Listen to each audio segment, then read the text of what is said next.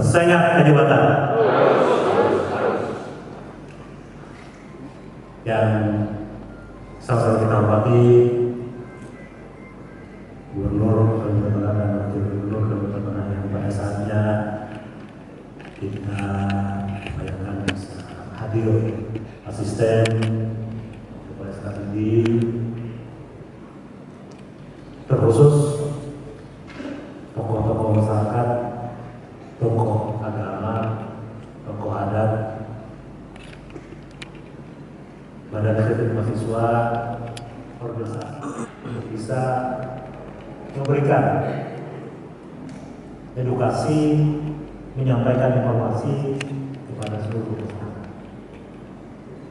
Nanti siang pemerintah provinsi dan Pemerintah akan melakukan evaluasi terhadap menggunakan misalnya kalau di kebakarannya di tengah gambut yang jaraknya bisa 10 km atau 5 km dari jalan, kita bawa badan kita saja, bawa organisasi saja itu enggak. Apalagi kalau kita memadamkan video. Ini kondisi yang berulang 2019, 2015. Nah ini kita sampaikan. Tapi syukur alhamdulillah ya di samping karhutlah ini ya alhamdulillah berkarhutlah itu masih ada. Kemarin dari Sulawesi Indonesia mengirimkan coba ke pemerintah untuk kita bisa sholat berhujan. Rencananya hari Jumat. Tapi hujannya itu belum datang gitu kan, kita hari yang saya kata MUI dari Muhammad ya kalau mau hujannya itu berdasarkan kaji jadi mau hujan ya alhamdulillah. Tetapi kalau juga belum bisa kita atasi. Ada juga permasalahan yang saat ini juga yang di Kalimantan Tengah, adanya perbaikan jalan di desa atau di kampung Tarunan itu malah pada kemacetan pada 13 jam, sistem kerja yang kurang disiapkan secara matang. Ya. Tapi karena ini tugas ini sebenarnya tugas kita bersama, itu kamu tugas pemerintah untuk pembangunan. Tapi karena ini saksiannya atau pelaksanaannya ini adalah balai jalan, itu kita pusat di BUBL ya, kita hanya bukan kegiatan kerja. 13 jam, kemarin kan tiket sudah kemacetannya 2 jam, sudah berkurang. Dan ini kan terdengar yang menurut kami juga yang sampai terjadi kelangkaan sembako, kelangkaan BBM, kelangkaan pasokan dan tergantung dari daerah luar. Ini juga mengakibatkan gejolak. Nah kalau ini jadi kita atasi, kalau ini tidak terkait secara bijaksana, dan sampai nanti di kita ini, makanya hari ini tadi saya lihat lapangan ada gerakan pangan nasional.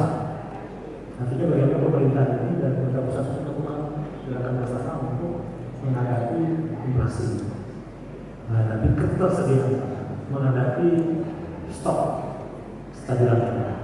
Nah ini juga ya jadi konsep dan sehingga pertemuan kita pada hari ini ya tentunya sangat banyak yang bisa kita lakukan, kita diskusikan, sehingga kita bisa memberikan yang terbaik. Jadi pada prinsipnya pemerintah provinsi Kalimantan dalam hal ini gubernur dan wakil gubernur ingin meminta masukan, ingin meminta saran, ingin minta pendapat dari masyarakat yang ada di Kalimantan Tengah. Bagaimana kita mengawal pembangunan visi misi Kabupaten Berkah ini sesuai dengan lagi sebentar lagi, mohon maaf Bapak Ibu sekalian, kita akan memasuki tahun politik 2024 Februari. Setelah itu kita akan melaksanakan pilkada di bulan September atau bulan tahun 2024 ini. Tetapi kalau ini tidak kita lanjut kebersamaan, di mana bumi tidak disebut dijunjung, di mana falsafah wanita ini tidak kita maknai sebagai tempat kita bersama di sini. Tentunya ya, apa yang sudah kita ada luhur kita, yang sudah dibangun oleh luhur kita itu bisa kacau balau, bisa tidak sesuai dengan harapan karena ada hal-hal yang gesekan-gesekan yang sebenarnya tidak betul. Berbeda pilihan itu hal yang wajar. Ya kita tidak menafikan itu. Melalui pemahaman saya, boleh saja kita berbeda pilihan itu, tidak masalah. Dalam ruang demokrasi hal yang umum. Sehingga ini menjadi catatan. Nah, yang terakhir yang ingin kami sampaikan, sebagaimana berita ini adalah peristiwa Bangka. Nah, tentang hal ini Bapak Ibu sudah memahami, sudah ada kejadian atau yang menurut catatan kami di sini adalah bahwa seharusnya kegiatan-kegiatan yang ada di tengah masyarakat itu menurut catatan kami ini belum terselesaikan secara komprehensif. Sehingga kalau ini tidak kita selesaikan satu persatu, tidak bisa kita selesaikan dengan adil dan bijaksana, tentunya ini akan menjadi hal yang tidak. Karena menurut pandangan masyarakat bahwa masyarakat itu tentang pemanfaatan sumber daya alam kita yang itu pandangan masyarakat. Tetapi dari pandangan sisi pemerintah dari investasi kita bagaimana menarik investasi itu sebanyak. Tetapi kalau terjadi keributan, terjadi konflik, tidak ada yang diuntungkan. Begitu masyarakat, begitu pengusaha, begitu juga pemerintah. Sehingga ini yang menurut hemat kami harus bisa kita lakukan pendekatan baik secara lintas agama dan ada budaya ekonomi. Salah satu hal yang menurut hemat kami kenapa itu terjadi adalah ini tersumbatnya aspirasi, tersumbangnya komunikasi yang tidak terbangun. Padahal gubernur selalu menerima saran, masukan, pendapat yang disampaikan. Nantinya pertemuan itu tidak mesti harus kita ketemu seperti ini. Kita bisa saling komunikasi, jadi lewat WA, kalau tidak lewat WA, lewat Facebook, itu seluruh dunia tahu juga yang disampaikan ini juga begitu disuarakan. Nah, ada juga yang bisa menahan itu, tersampaikan informasi itu. Jadi tidak. Tapi budaya kita ini, ya, asal lewat. Kalau tidak ketemu itu kurang pas rasanya. Kurang pas. Makanya pada hari ini dia meminta masukan, saran terhadap hal-hal yang kami sampaikan tadi. Dan tentunya kita di akhir pertemuan nantinya, ya kita ini ada semacam kata kesepakatan. Artinya maksud kami bagaimana kita bisa sama-sama menjaga anggota kita, menjaga grup kita, menjaga kita supaya tidak saling.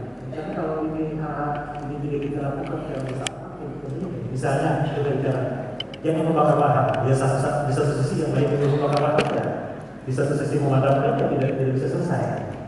Atau misalnya yang satu tidak boleh silakan.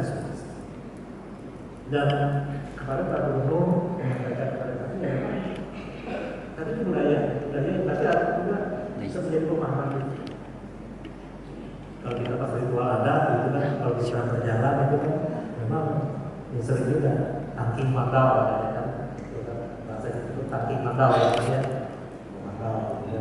Nah, tetapi apakah diperbolehkan juga? Satu sisi kalau kita lakukan demo misalnya, karena ini ada aturan-aturan yang juga yang harus dipahami oleh kita. Nah, apakah itu juga menjadi ini kita? Jadi ini jangan sampai budaya kita ya kita anggap sakral gitu. Tapi mandau itu itu. Tapi masih tidak ini. Kalau kita sudah berjalan, misalnya di daerah sungai misalnya, itu membawa keris ya, di Maros itu juga bukti kejagoan kita misalnya katanya. Nah, apakah itu diperkenankan oleh ya? Katanya itu diperkenankan, ada izinnya katanya. Boleh membawa itu. Saya pernah tanya, boleh tidak kita bawa keris bawa perempuan? Boleh. Ada izin juga katanya. Izin membawa itu juga ada artinya bahwa berkata sendiri diatur semua. Nah, sehingga ini kesepakatan ini yang perlu menjadi ya kami ingin masukan aja. Intinya pemerintah ini kira apa yang harus kita lakukan sehingga Kalimantan Tengah ini aman terhadap. Bapak Gubernur, Wakil Gubernur yang sama-sama kita hormati, Bapak Sekretaris Daerah, Pak Asren dari Kejaksaan, dari Pengadilan Tinggi, dan Bapak Ibu dan sekalian yang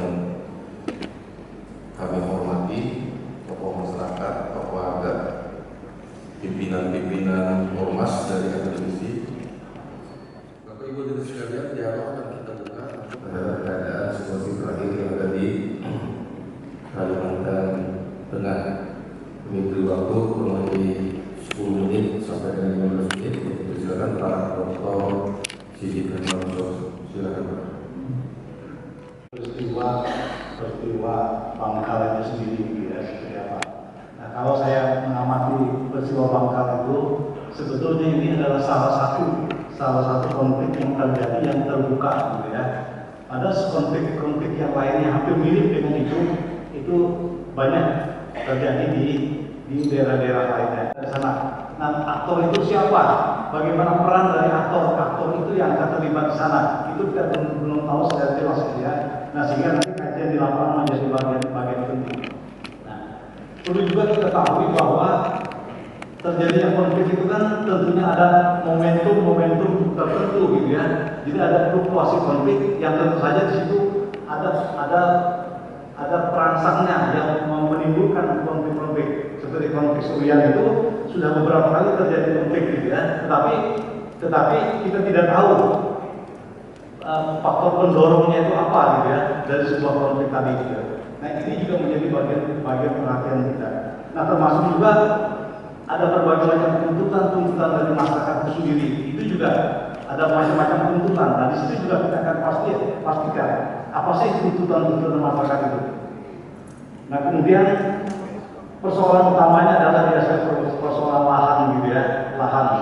Dimana kalau saya memahami dari lapangan gitu ya, masyarakat ini selalu mengatakan ini adalah perampasan lahan dari masyarakat. Nah, perampasan lahan itu seperti apa sih yang dikatakan masyarakat itu? Dan di sini juga tentu saja ada pola-pola yang dilakukan oleh pihak-pihak korporasi itu seperti apa gitu ya. Lalu bagaimana masyarakat merespon seperti itu gitu ya. Nah, kadang-kadang masyarakat itu banyak yang tidak ngerti gitu ya. Dia tidak mengerti bagaimana mereka memperjuangkan hak-hak mereka itu gitu ya. Nah, ketidakmengertian inilah yang akhirnya mereka diperalat gitu ya. Sehingga akhirnya banyak lahan-lahan mereka yang hilang begitu saja. Nah, tapi dengan adanya dinamika kehidupan tadi, nah pada akhirnya masyarakat akhirnya muncul dorongan-dorongan untuk menuntut kembali gitu ya, sampai pada tuntutan memanen di lahan perusahaan. Pertanyaan dari teman-teman kemarin itu juga mengatakan bahwa apakah perusahaan yang tempat masyarakat memanen itu, apakah itu perusahaan yang sudah punya legalitas atau belum gitu ya. Ada sebuah kejadian juga yang itu memanen, tetapi di lahan yang belum memiliki legalitas yang kuat gitu ya. Misalnya di lahan hutan lindung misalnya, hutan lindung itu kan tidak jelas gitu ya. Nah itu di sana masyarakat juga memanen lahan yang sudah ditanami oleh korporasi tadi di sana gitu ya. Nah itu juga menjadi pertanyaan kita di lapangan itu nanti. Nah, dan berikutnya juga dari aspek pihak korporasi itu sendiri pun itu perlu juga kita teliti gitu ya. Apakah betul lahan yang dipanen itu betul-betul lahan yang memang sudah memiliki legalitas? Itu juga banyak terjadi juga ternyata yang dipanen itu di wilayah perusahaan yang menanam sawit tapi belum memiliki legalitas juga. Nah, jadi ada banyak aspek yang perlu kita teliti juga di pihak-pihak perusahaan tadi seperti apa. Nah, tapi pada prinsipnya kita ingin mencari jalan tengah dari sebuah persoalan ini sehingga akan menyelesaikan persoalan dari pihak masyarakat dan juga para pengusaha korporasi tadi. Jadi ada transformasi baru, transformasi pemikiran dan transformasi pemikiran termasuk kebijakan-kebijakan juga yang juga tidak merugikan masyarakat. Nah, namun kami sampaikan juga hasil pertemuan kami kemarin bahwa yang pertama kita itu terjadi penembakan kepada masyarakat yang ikut demo pada waktu itu gitu ya. Nah, maka ini juga harus diselesaikan juga gitu ya. Nah, karena kita juga pengalaman pada waktu konflik teknik gitu ya, kita menyelesaikan terjadinya penembakan di bundaran itu dengan cara Singer Sahiring singer sairing gitu ya. Nah mudah-mudahan nanti di sini ada Pak Demang nanti juga akan menjelaskan bagaimana singer sairing itu gitu ya. Jadi ini bagian yang utama yang harus kita tuntaskan dulu, tetap dilakukan secara adat gitu ya, tetap dilakukan secara adat. Nah yang kedua tentu saja investigasi di lapangan secara menyeluruh, secara holistik juga kita lakukan, sehingga di sini betul-betul kita berpikirnya secara rasional gitu ya untuk mengamati persoalan-persoalan yang ada tadi. Dan pada akhirnya kita berharap bahwa ini terjadinya satu pertemuan yang bukan hanya untuk jangka pendek gitu ya, tetapi menyelesaikan jangka panjang gitu ya. Karena persoalan konflik yang terjadi kemarin itu juga sebetulnya masalahnya hampir sama di beberapa daerah yang ada di Kalimantan Tengah. Saya kira sementara itu dulu yang dapat saya sampaikan. Terima kasih. Jadi kemudian juga dari temuan di Pak Kajati, saya juga melihat ada anggota DPR RI daerah Kalimantan Tengah Bapak Willy Yosef. Yang saya hormati para rektor, para tokoh masyarakat, tokoh agama, tokoh adat, tokoh pemuda, teman-teman dari BEM yang hadir dan seluruh para peserta yang saya banggakan. Pak Sekda, saya 2 hari ini berada di luar daerah karena memang ditugasi Pak Gubernur dalam rangka untuk menindaklanjuti hal-hal yang terkait dengan tragedi di Bangkal, dan saya juga bersama dengan PJ Bupati Suryan dan Pak Camat serta beberapa tokoh lainnya berkenaan dengan Bangkal. Tragedi Bangkal kami sampaikan bahwa insya Allah dalam minggu-minggu ke depan ini permasalahan dan solusi yang dihadapi ini bisa selesai dengan baik. Yang penting adalah tetap terbangun kebersamaan, saling pengertian, kemudian yang kita jaga juga rasa keamanan yang ada baik masyarakat maupun pihak-pihak yang berkepentingan lainnya, karena memang ini adalah kunci daripada keberhasilan di dalam menyelesaikan persoalan-persoalan yang kita hadapi. Bangkal adalah sependapat adalah salah satu bagian dari sekian banyak problem yang dihadapi, khususnya berkaitan dengan sektor perkebunan, belum lagi sektor-sektor lainnya. Tetapi kalau ini bisa kita lakukan secara bertahap, perlahan, pasti tentu ini juga akan memberikan dampak yang sangat baik bagi sebuah investasi maupun kesejahteraan masyarakat di Kalimantan Tengah. Nah, berkenaan dengan itu, kemarin dan tadi malam, hari ini juga prinsipnya persoalan di Bangkal itu bisa kita selesaikan. Masyarakat menginginkan dan menghendaki agar mereka dilibatkan dalam proses plasma. Satu hal yang sudah dapat kita selesaikan bahwa semuanya bisa dilakukan dengan baik, ya. Apa yang menjadi harapan tentu juga bisa didengarkan oleh pihak perusahaan, dan mudah-mudahan nanti pada saatnya nanti Pak Gubernur juga bersama dengan Forkopimda akan menyampaikan ke masyarakat. Nah, dalam waktu segera ini ya tinggal didukung dari masyarakat untuk mempersiapkan CP-nya, ya, calon penerima, calon petani, dan proses plasma itu bisa berlangsung dengan baik. Nah, ini yang saya kira yang sangat baik. Nah, kemudian berkenaan juga dengan karhutlah sebagaimana yang disampaikan oleh Pak Sekda tadi, ya harapannya kita bisa bersama-sama bergandingan tangan bahu membahu dari semua stakeholder, baik itu pemerintah, masyarakat, kemudian dunia pendidikan, kemudian juga tokoh masyarakat atau agama, semuanya lah. Intinya kita berupaya agar Kalimantan Tengah ini betul-betul keadaannya kembali kondusif, ya, terutama dalam hal penanganan karhutlahnya. Saya kira 5 kabupaten yang sudah menetapkan status tanggap darurat itu juga harus kita dukung, kita kolaborasikan dan terus lebih dipertajam lagi bagaimana upaya pemadaman ada pengendalian lahan yang terbakar. Pemerintah provinsi pun saya kira hari ini sependapat yang disampaikan Pak Sekda di awal tadi, ya kita juga perlu mendengarkan masukan-masukan dari kabupaten kota sehingga langkah-langkah apa ke depan dalam waktu cepat, waktu segera ini kita lakukan dengan dukungan semua stakeholder, TNI, Polri, dan masyarakat di lapangan, kemudian juga dukungan anggaran yang tidak penting. Karena provinsi sudah menetapkan tanggap darurat, dan sekali lagi tanggap darurat ini juga kita sudah menyiapkan anggaran. Kemarin dari BNPB, Kepala BNPB juga menyampaikan Pak Danrem, kemudian Pak Wakapolda juga telah menyampaikan tolong dibantu di dalam pelaksanaan di lapangan. Nah, tidak sependapat itu, sehingga prosesnya nanti akan segera dilaksanakan.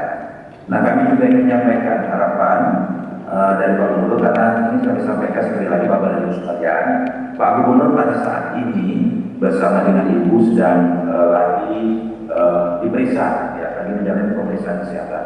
Tapi beliau sudah meminta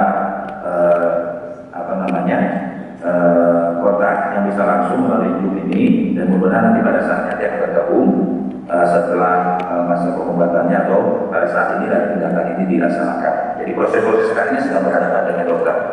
Nah, jadi mudah-mudahan nanti bisa acaranya masih berlangsung dan dia bisa gabung. Nah, harapannya sekali lagi pesan dari Pak Gubernur yang disampaikan kepada kita semua, termasuk Mas Ida, saya, Kesbang, seperti apa yang disampaikan tadi, bahwa kita mengendaki suasananya tetap nyaman, kondusif, semua berjalan dengan baik. Nah, kemudian juga teman-teman sekali lagi mendukungannya yang melaksanakan misalnya penyampaian aspirasi, ya, yang berkenaan dengan penggunaan sajam, dimandau, tombak, kemudian ibadah senjata, adat hakikat yang memiliki kesakralan. Saya kira ini perlu kita jaga.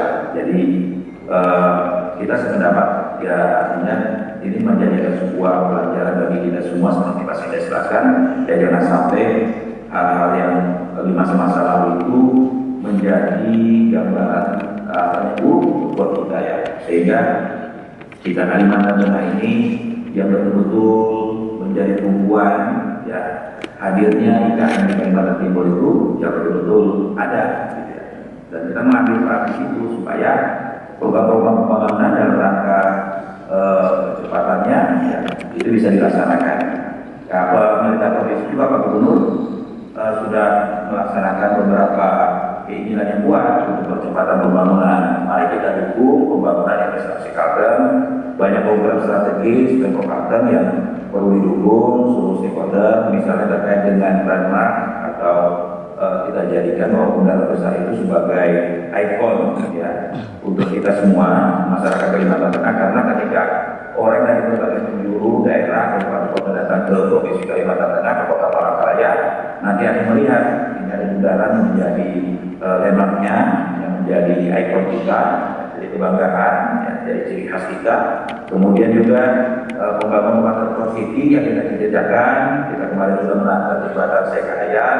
Insya Allah kita berhubungan dari pusat, ya, kementerian terkait, ya, dukungan anggarannya, sehingga Waterfront City penataan di bawah seputar jembatan Kahayan itu juga nantinya bisa memberikan dampak yang luar biasa bagi pembangunan, dan tentunya juga objek pariwisata bagi masyarakat Kalimantan Tengah maupun masyarakat di luar Kalimantan Tengah. Kemudian juga untuk SD, ini juga terus oleh Komisi 4 berkunjung dan memberikan support terhadap pelaksanaan SD, terutama untuk kaitannya dengan Kabupaten Pulau Pisau dan Kabupaten Kapuas dalam rangka pengembangan pertanian dalam luasnya. Dukungan penuh dari Komisi 4 DPR RI, ya, saya kira ini ada Pak Willy, juga sangat memberikan support yang berarti, ya, bukan hanya dukungan dalam program, juga anggaran di masa-masa yang datang. Kemudian juga Pak Gubernur juga seperti jajaran masyarakat yang diinginkan, nah, salah satu yang diinginkan juga oleh masyarakat Kabupaten sekian, ya, ini di Barat Barat, tentunya dibangunlah rumah sakit tipe B di Hanau. Nah, ini juga salah satu menjawab program-program pembangunan di bidang kesehatan dan pelayanan kesehatan yang baik. Nah, kemudian juga rencana pembangunan Universitas Baritoraya misalnya, Ini juga salah satu ya alternatif yang bisa dilakukan ketika kita juga berhadapan langsung sebagai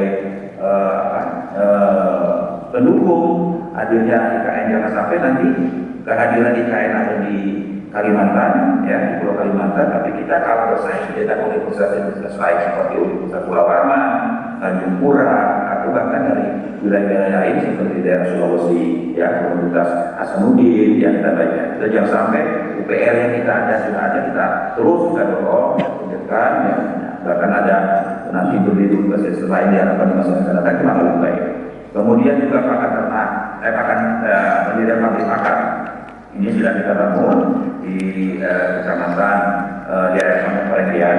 Tentunya juga ini sekali menjawab karena kesulitan masyarakat Kalimantan Tengah yang usaha di budidaya peternakan ini. Nah, pabrik-pabriknya ini juga harga bisa terkendali dengan baik. Kegiatan-kegiatan inflasi yang selama ini barangkali dari ayam, ya, ayam, ya, kemudian daging dan sebagainya itu kita dekat ada luar, tapi dengan adanya pabrik pakan, nah ini juga bisa memberikan satu gambaran bahwa kalau orang untuk mengembangkan usaha peternakannya juga pabriknya ada di sini. Kemudian juga apartemen ayam, nah ini sudah kita rencana, kemudian juga pembangunan restoran, venue, ya, dalam rangka mendukung progresifnya juga di 2004 ini kita lakukan atau kita provisi. Yang penting adalah bagaimana kita bersama-sama bisa menjalankan yang namanya falsafah pemerintah, di mana bumi dibijak, di situ lagi berjung, masyarakat semuanya bisa bersatu padu. Karena apapun keberhasilan Kalimantan Tengah ini tergantung kita semua, tergantung kebersamaan kita semua. Kemudian juga tadi Pak Sekjen juga menyampaikan kita menghadapi pemilu, ya tahun politik, tentunya juga kita berharap demokrasi bisa berjalan dengan baik, yang sehat, kondusif, dilandasi dengan semangat kebersamaan. Saya kira ini pasti beberapa hal yang saya sampaikan. Sekali lagi mohon doanya semua, ya, seluruh masyarakat Kalimantan Tengah, insya Allah persoalan yang dihadapi ini bisa dalam waktu minggu ke depan ini mudah-mudahan bisa cepat selesai, ya, dan ini bisa memberikan rasa keamanan, ya, kedamaian, keadilan buat kita semua. Sekian, terima kasih. Wassalamualaikum warahmatullahi wabarakatuh. Saya. Terima kasih kepada Pak Gubernur yang sudah memberikan cendekiawan Dayak Nasional yang kami resmi mempunyai badan hukum dan juga sudah melaporkan kepada Kesbangpol di provinsi maupun di pusat, ya, keberadaan kami dan sekretariat kami, ya mungkin kantor pusat kami adalah di Pangkalan Kelapa 3 di Palangkaraya. Karena ini memang kami tidak begitu untuk cukup terkenal di organisasi, jadi memang organisasi kami kecil, ya, tapi kami ingin memberikan kontribusi untuk bangsa, negara dan khususnya kepada suku bangsa Dayak, ya, dalam rangka memperjuangkan perbaikan dan tentu juga sumber daya manusia. Pekerjaan lain saya, ya, tidak lepas dari Pak Sekda dan yang hadir, ya, saya mewakili masyarakat partai, duduk sebagai anggota DPR RI dari fraksi PD Perjuangan, dan di mitra kami adalah Komisi 7, itu adalah Menteri Pertambangan dan Energi, kemudian juga Perindustrian dan Badan Riset Inovasi Nasional. Jika pemerintah provinsi memanfaatkan kami banyak hal yang mungkin, ya, bisa kami berikan kepada rakyat Klaten, ya, karena di Komisi 7 itu ada 3 orang langsung yang mewakili kita, 6 orang kepada DPR RI, 6 orang itu berada di Komisi 7. Saya tidak tahu kenapa semuanya numpuk di situ, karena memang menurut saya pimpinan partai merasa penting untuk menempatkan kami di sana, karena melihat sumber daya alam kita di Kalteng ini membidangi tambang, membidangi industri, juga membidangi Badan Riset Inovasi Nasional. Nah, ini mungkin yang menjadi alasan. Ya. Baik, saya langsung saja, mohon waktu agak panjang, ya, karena ada banyak hal yang harus saya sampaikan. Tadi malam saya baru tiba dari Kota Waringin Barat dan Kota Waringin Timur, dan saya sempat singgah di rumah Subza, ya, di mana korban kerusuhan di Desa Bangkal itu, ya, saya bertemu langsung, juga sempat memberikan sedikit untuk meringankan mereka dalam hal menghadapi kondisi ini. Pertama, saya ingin mengingatkan kita bahwa Kalteng ini banyak hal yang viral. Yang viral itu yang mendapat perhatian masyarakat, pemerintah kabupaten kota sampai ke provinsi, dan tidak menutup kemungkinan di dunia. Ya, maka oleh karena itu harusnya kita sangat bijak dalam mengelola pemerintahan, kemudian juga mengelola konflik, kemudian juga mengelola SDM, dan juga hal-hal yang berhubungan dengan pemerintahan dan kemasyarakatan. Yang viral, saya mencatat bahwa peristiwa Bangka ini bukan yang pertama, tetapi ini sudah yang kedua atau berkali-kali, yang kurang lebih saya pikir tidak menutup kemungkinan juga ini akan muncul lagi peristiwa-peristiwa yang kurang lebih sama. Maka oleh karena itu di dalam dialog Sukarso ini saya menitipkan ya, kepada pemerintah, kemudian juga kepada masyarakat dan kita semua tentunya, agar masalah ini harusnya yang terakhir. Dan saya juga mempersilahkan kepada pemerintah untuk memetakan manajemen konflik ini dengan jadwal-jadwal dan rumusan-rumusan untuk penyelesaiannya secara menyeluruh dan terjadwal. Ya, artinya harusnya kalau kita berbicara tentang perkebunan, tentu juga karena plasma merupakan yang menjadi pokok permasalahan. Sebenarnya bukan hanya plasma, ada banyak hal, ada di sana lapangan kerja, ada kebutuhan lain dan sebagainya ya. Itu yang juga harus dituntaskan keseluruhannya. Ya, kemudian tentu tidak lepas dari negara hukum ini adalah bagaimana kita melihat undang-undang peraturan daerah yang khusus mengatur tentang plasma ini, ya, sehingga ada jadwal dari semua perusahaan itu selambat-lambatnya kapan mereka menyerahkan ya hak yang akan dimiliki oleh masyarakat, ya, ada jadwal. Artinya kita hanya menunggu jadwalnya. Artinya ada satu komitmen seperti apa yang disampaikan oleh Profesor Sekali tadi, menurut saya perlu kita sikapi, ya, sehingga itu merupakan satu komitmen, ya, supaya kita awasi, ya, pemerintah mengawasinya. Bila sudah jatuh tempo belum juga dilakukan penyerahan, berarti ini harus diambil langkah-langkah tindakan tegas, ya, karena pemerintah punya kewenangan dalam hal ini. Nah, maka oleh karena itu saya melihat ketidaktegasan negara, ya, atau pemerintah untuk menyelesaikan ini. Ya, rakyat, masyarakat tentu melihat bahwa pemerintah ini kayaknya tumpul, ya, kalau ke bawah, ya, tajam ke atas atau sebaliknya, ya.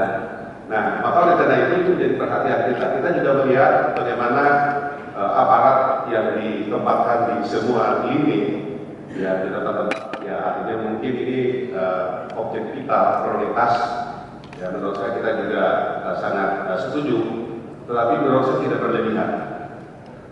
Artinya keamanan itu bisa saja ditaruh masyarakat di situ, ya, untuk membantu. Ya, mungkin kayak di Bali saya tidak ada pencalang gitu, ya, atau ada panglima kita di sini. Pertama, taruh mereka di situ, dan mereka yang paling paham dengan masyarakat. Saya melihat di Ibu Kota itu lebih dari 171 aparat ditempatkan di sana. Ya, model sesuatu yang kayaknya ada sesuatu hal yang harus agak full. Ya, kasihan juga beban perusahaan menurut saya, karena mereka juga tentu juga akan membawa kos yang cukup membebankan menurut saya. Maka oleh karena itu, karena saya melihat yang hadir di sini itu kan ada macam-macam organisasi yang maunya, artinya mereka ingin juga yang membantu pemerintah dalam hal keamanan dan sebagainya. Ya, saya lihat ada Batamar, ya, salah satunya, ya.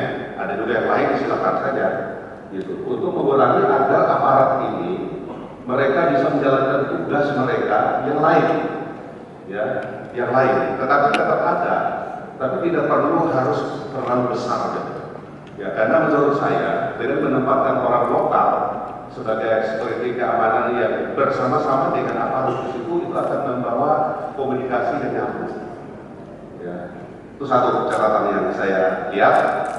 Kemudian pemerintah daerah ya silakan untuk berinisiatif membuat peraturan daerah yang menjadi payung hukum yang tidak bertentangan dengan undang-undang dan peraturan yang lebih tinggi dalam mengelola manajemen perkebunan, manajemen pertambangan, apapun yang berhubungan dengan SDM kita, ya, atau SDA kita ya.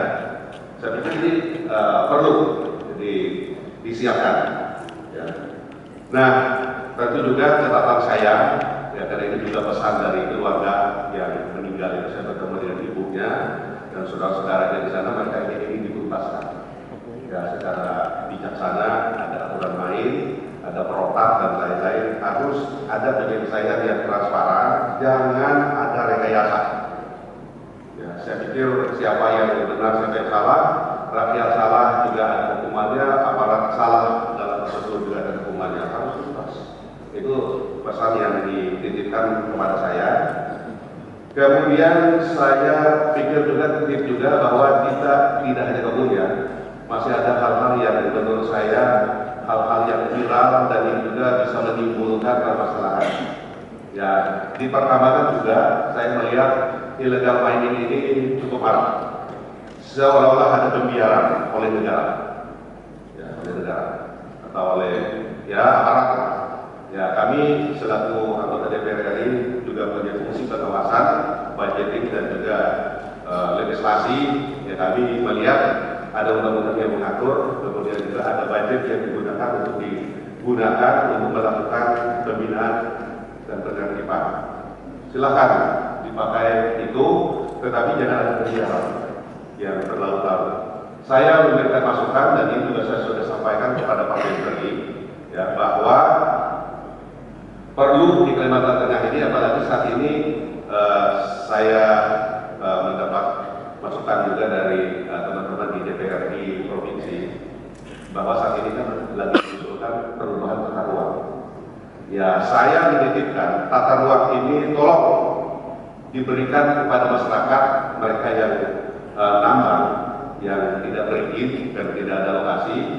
Ya, diberikan tata ruang mereka yang kira-kira semua kecamatan atau kabupaten itu ada, sehingga mereka bisa kita alokasikan ke sana agar mereka pertama tidak bulan-bulanan dikejar-kejar atau mendapat ya mungkin pungutan-pungutan yang tidak resmi, ya tidak resmi, ya yang memungut ini ya saya tidak bisa menyebutnya, tetapi juga preman juga ada yang ikut memungut ya, bukan hanya orang-orang tertentu ya. Nah, oleh karena itu, mereka ini juga rakyat, mereka juga punya hak untuk hidup dan mempunyai pekerjaan dan mencari nafkah yang sama, itu sudah diatur oleh undang-undang kita. Dan saya melihat agar sesegera mungkin ya dialokasikan tata ruang atau wilayah pertambangan rakyat. Kemudian izin wilayah pertambangan rakyat atau rakyat ini nanti saya bisa bantu. Kami ada 3 orang di situ yang bisa meminta kepada pemerintah atau menteri untuk memberikan tempat untuk para penambang kita yang saat ini dalam kondisi saya katakan bekerja di luar aturan. Ya, jadi dan saya pun sudah mengusulkan kepada pemerintah pusat untuk menurunkan orang-orang geologinya untuk survei lokasi-lokasi yang ada isinya mineral yang mereka mau tambang. Karena percuma kalau memberikan ruangan atau wilayah tapi tidak ada isinya, maka oleh karena butuh ya ahli geologi itu untuk memetakan atau mereka menyiapkan penelitian di mana ya, walaupun anggarannya lebih dari 3 triliun Bapak Ibu, tapi untuk kerusakan alam kita di Kalteng ataupun di Indonesia itu lebih dari itu kerugian yang bisa kita tanggung. Maka dengan kita mengeluarkan lebih dari 3 triliun itu tidak ada masalah. Ya menurut saya, karena kerugiannya lebih besar dari itu dampaknya bagi kita. Nah, itulah hal-hal yang kami perjuangkan dalam menangani penambangan liar dan lain-lain, termasuk industri keamanan. Hal yang cukup viral kami catat juga adalah saat ini banyak titik jalan nasional yang saya lihat perlu menjadi perhatian pemerintah dan aparat. Ya, karena jangan membiarkan rakyat terluka-luka di tempat titik tertentu ya karena kurangnya manajemen ya dalam rangka transportasi, mengatur transportasi jalan yang digunakan oleh umum. Titik yang pertama itu saya melihat arah ke Banjarmasin. Ya, mungkin di sini ada di Tomelu, kemudian ada di Taruna. Saya pikir ini harus ada cara dan jalan keluar. Ya. Apalagi ini kan ada kontraktor di sana. Kita punya waktu 24 jam. Dibagi waktu yang produktif untuk rakyat mereka pakai. Yang tidak produktif ya mungkin agak malam sih, ya mereka bekerja. Dan diumumkan bahwa supaya mereka tidak antri di sana dan mereka tahu bahwa memang mereka akan dibuka khususnya untuk angkutan-angkutan berat. Dan kita tidak boleh juga melarang mereka melintasi ini karena mereka juga menjalankan ekonomi kita. Tetapi bagaimana pemerintah dalam hal ini mengatur agar transportasi kita menuju Kalteng dan keluar Kalteng itu bagus, dinikmati. Saya juga menyoroti salah satu ruas jalan Palangkaraya menuju Purun dan menuju kampung halaman saya sama Pak Sekda, ya Puruk Jauh, ya. Kira-kira Pak Sekda ingat kan? Puruk Jauh, ya. Saya 2-3 hari lalu melewati sana. Kayaknya masih belum terurus, ya karena jalan umum, jalan negara digunakan untuk jalan produksi. Saya paham. Saya juga orang yang pernah bekerja di swasta dan juga saat ini sebagai wakil bapak ini. Yang namanya izin produksi itu sebelum dia belum punya jalan produksinya nanti dulu harusnya. Ada siapkan dulu, jangan mengganggu negara rakyat menggunakan ini seolah mereka yang memprioritaskan. Ada apa ini? Tentu menurut saya silakan ya kepada semua masyarakat untuk mengawasi ini. Ya kalau umpamanya tidak jalan yang dilakukan oleh aparat dan sebagainya, rakyat boleh ya melakukan langkah-langkah karena yang menikmati perjalanan ini adalah rakyat dan rakyat saja sebenarnya harus diutamakan. Ya, karena produksi itu harus diolah oleh perusahaan itu sendiri untuk jalannya tidak mengganggu kepentingan umum dan negara. Dan ini menurut saya cukup viral. Dan ini sudah sampai ke kami di Komisi 7 laporan ini, tetapi kami melihat belum ada tindak lanjut untuk perbaikan-perbaikan yang seperti ini. Baik, kami kira cukup Pak. Terima kasih. Ya, kalau mau cukup sebenarnya banyak. Yang terakhir, ini bukan saya yang terakhir, ini terakhir.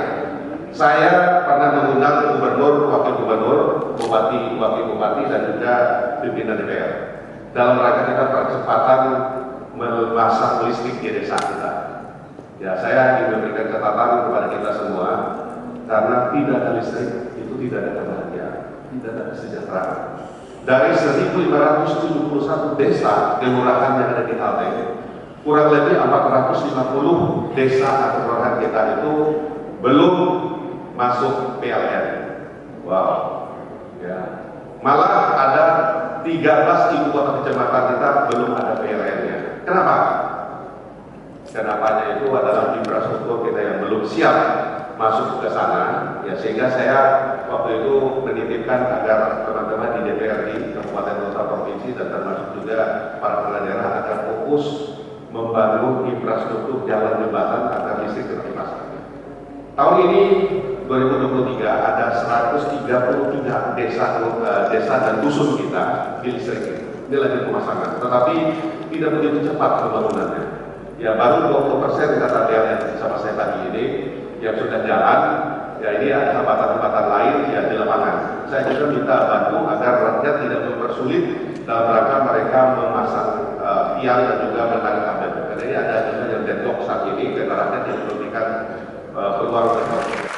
Hanya orientasi ke desa Bangkal, memang itu perlu desa Bangkal, dan jalan yang ada belum jadi atau rusak karena nah, padahal ini sangat parah di Port Estate di area Gunung Mas itu, lahan ditinggal kering tanpa ada rehabilitasi kembali. Di situ warga setiap tahun terancam banjir. Untuk bantuan dari pemerintah mungkin agak jarang. Setiap hari dia banjir, setiap tahun itu pasti banjir kalau hujan turun.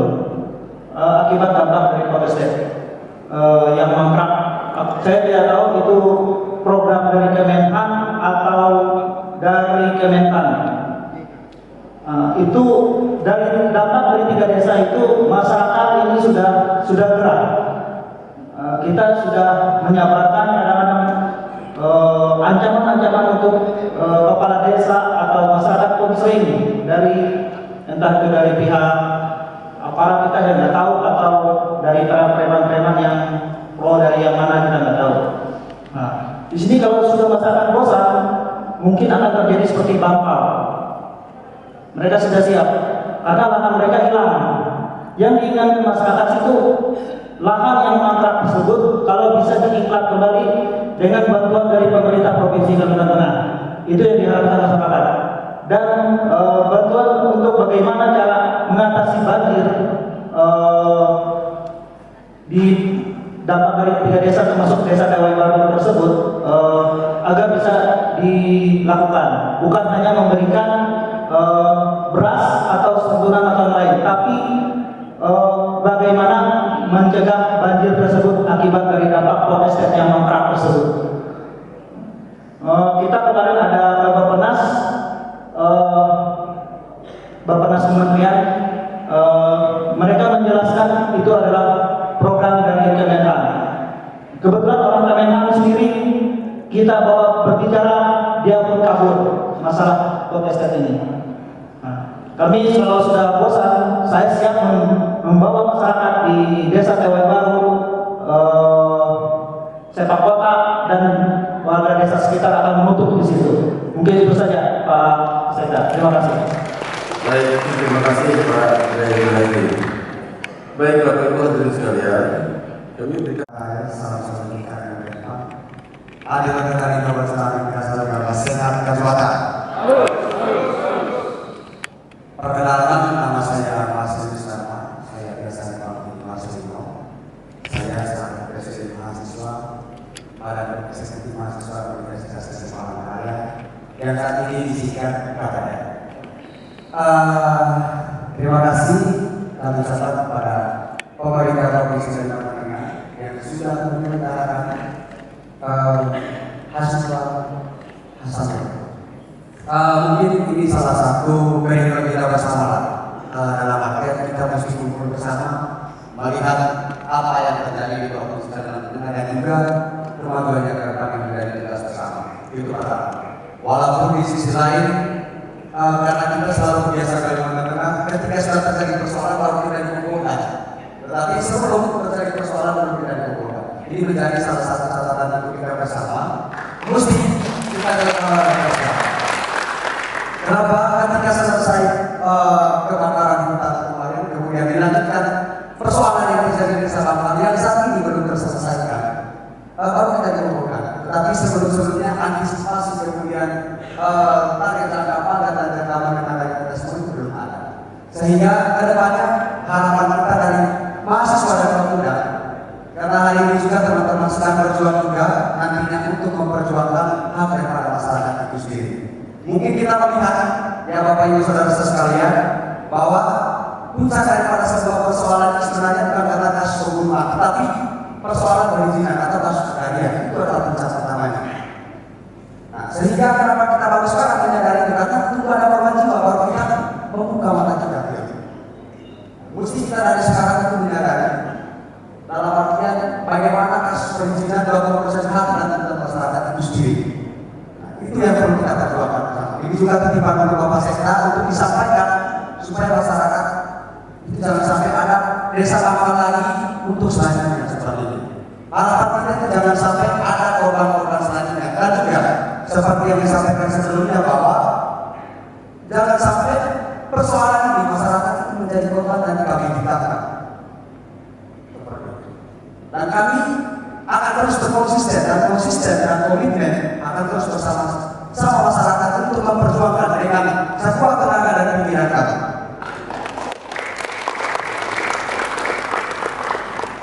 Dan juga untuk persoalan lain karena tradisi kita juga Kalimantan Tengah di satu hujan pasti kita ada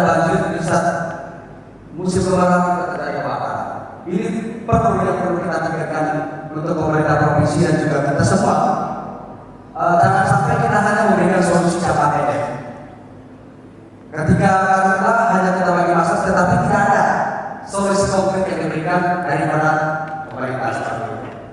Karena mungkin bisa kita menilai adalah teman-teman kami sudah diskusi dengan teman-teman kesehatan juga di Desa Kota itu mengenai mungkin ke depan itu angka statistik 2045 itu ada karena kelahiran dari tahun 19 sampai tahun 3 karena ada asas di situ Pak. Harapannya nanti ke depan ya karena dulu kan kita disebutkan bahwa Kalimantan Tengah bahkan Indonesia itu disebut sebagai paru-paru dunia. Saya rasa kalau sekarang itu bukan paru-paru dunia tetapi paru-paru asas dan juga paru-paru asas. Ini realita Pak. Mesti kita perlu persiapan bersama mulai dari sekarang. Jangan tunggu setelah kejadian baru kita mempersiapkan dan kumpul bersama. Perlu jangka pendek, jangka menengah dan juga jangka panjang yang kemudian berdampak kepada semua pihak supaya tidak ada dirugikan nantinya, apalagi menjadi beban jiwa. Itu titipan kami Pak. Kedepannya diskusinya jangan tunggu terjadi persoalan baru kita dikumpulkan. Seolah-olah ya jangan sampai kita dari pahlawan kesiangan Pak. Itu pada intinya. Saya rasa itu mohon maaf apabila ada kesalahan yang disampaikan. Lebih detailnya kami bicara terima kasih. Kami bersuara karena cinta. Hidup mahasiswa. Merdeka. Terima kasih. Allah berkati. Karena waktu mepet saya tidak bisa menyampaikan kebanyakan. Saya Mehmet dari Koordinator Humas, Ketua Investigasi dan Divisi Pemetaan UPAP Kalimantan Tengah. Jadi akar permasalahan yang terjadi di seluruh kebun yang ada di Kalimantan Tengah ini karena tidak ada ketegasan dari pemerintah daerah Pak. Itu Pak. Tidak ada ketegasan dari pemerintah daerah. Kenapa? Perusahaan perkebunan sawit pada saat dia akan memohon perizinan, dia membuat satu pernyataan sanggup membangun perkebunan untuk masyarakat sekitar 20% dari izin yang dimohonkan. Ini satu Pak. Jadi dalam hal itu dikejar. Kemudian yang kedua lagi dari Kementerian Lingkungan Hidup dan Kehutanan itu membiarkan Pak. Banyak kebun-kebun yang berada di kawasan hutan di luar izin dibiarkan untuk matang. Padahal mereka tahu Pak. Kami sama-sama orang teknis tahu, Opertek tahu. Seperti contoh Mentangai di kawasan lindung tetap dibiarkan. Dan kemudian yang selanjutnya di peta tanah objek reforma agraria itu Opertek peta sudah jelas Pak. Tersebutkan dalam poligon untuk perkebunan 20% plus untuk masyarakat. Itu saja Pak. Nah kalau pemerintah tegas untuk dikejar, masyarakat tidak perlu berbayar-bayar menuntut Pak. Pemerintah daerah, instansi terkait, yang menuntut perusahaan bersangkutan apabila memang nakal, ya lakukan prosedur yang sebenarnya. Demikian Pak. Terima kasih. Terima kasih. Apapun yang dilakukan di sini, objek dan subjeknya adalah Dayak. Apapun masalah yang ada di sini mesti kaitannya dengan kita orang Dayak, mesti kaitannya dengan objeknya Dayak, subjeknya Dayak. Itu yang pasti. Nah, kemudian bila kita lihat dari konflik yang sudah disampaikan oleh Pak Willy dan teman-teman tadi, sebenarnya dia ada 3 komponen yang bisa menyelesaikan masalah ini. Tadi sudah disampaikan, pertama adalah pemerintah daerah dan pembinanya, yang kedua adalah tokoh masyarakat dan lembaga adatnya, yang ketiga adalah pengusaha dan pemiliknya. Hanya 3 komponen itu. Jadi kita tidak usah mencari kemana-mana. Inilah komponen yang akan bisa menyelesaikan masalah ini. Jadi kalau kita nyarinya kemana-mana, itu katanya bahasa dewa, dewa-dewa. Jadi diganggu semua. Jadi 3 komponen ini, pemerintah daerah, lembaga adat, dengan investor atau penyandang duit. Lembaga adatnya bersama dengan masyarakat. Jadi hanya 3 ini. Jadi kita tidak usah cari kemana-mana karena kita objek dan subjek dari apa yang dilakukan di sini.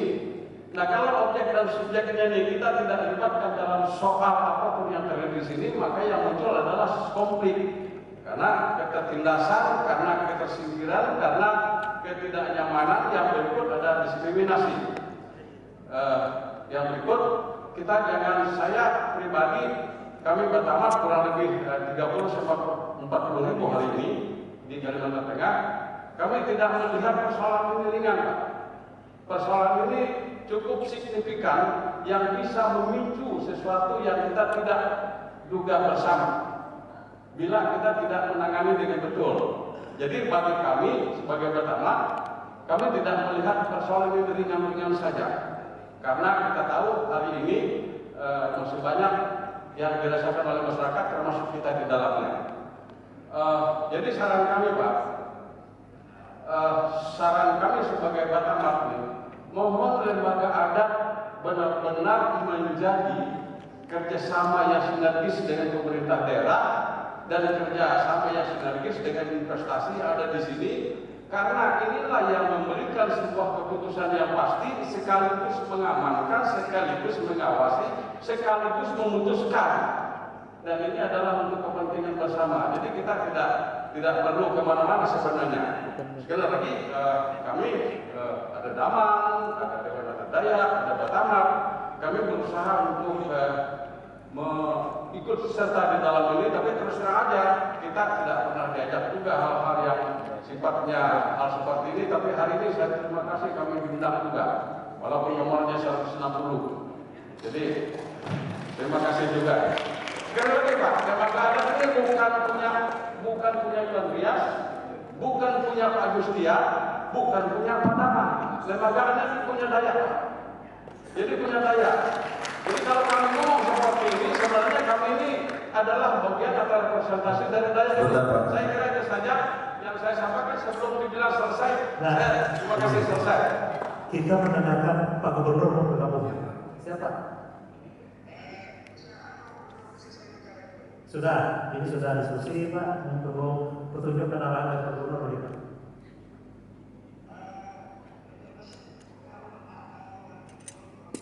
Sudah siap? Ini sudah siap. Sudah siap. Langsung. Yang terhormat Bapak Sekda Provinsi Kalimantan Tengah dan sejajaran OPD Provinsi, Asisten Staf Gubernur, yang saya hormati Bapak Ibu, Bapak masyarakat Kalimantan Tengah. Pertama-tama mengawali sambutan saya menyampaikan mari kita selalu bersyukur kehadiran Allah Subhanahu Wa Taala Tuhan Yang Maha Esa, yang mana di hari yang berkah ini Senin kita dapat silaturahim lewat virtual. Alhamdulillah Bapak Ibu yang ada di sana di Kalimantan Tengah dalam keadaan sehat walafiat. Kami pun alhamdulillah lagi sedang menjalani perawatan berobat. Saling mendoakan hari ini mudah-mudahan sehat dan menjaga semuanya. Bapak Ibu, jadi saya memiliki saya sudah intinya saya jadi Gubernur Kalimantan Tengah dari tahun 2016 terus sampai sekarang sudah berjalan hampir 7 tahun lebih. Jadi yang saya sampaikan, saya melihat kondisi Kalimantan Tengah pasca dari zaman Orde Baru sampai zaman demokrasi. Nah terus Bapak Ibu tidak mengurangi hormat saya kepada tokoh masyarakat, tokoh lintas agama, OB, MUI, Muhammadiyah, baik organisasi kedayakan, rekan band, mahasiswa. Jadi begini, kita zaman demokrasi ini menurut saya ada yang salah. Nah terus kita menyampaikan tuntutan kepada pemerintah apapun yang kita hadapi sekarang itu karhutlah. Nah pasal tuntutan ini dulu yang menyampaikan tuntutan masyarakat. Yang saya tahu masyarakat Dayak ini, yang saya tahu karena leluhur saya, buyut saya adalah orang asli di Mambung dan di Hulu Surian. Nah terus kami pun lahir di Bengkulu.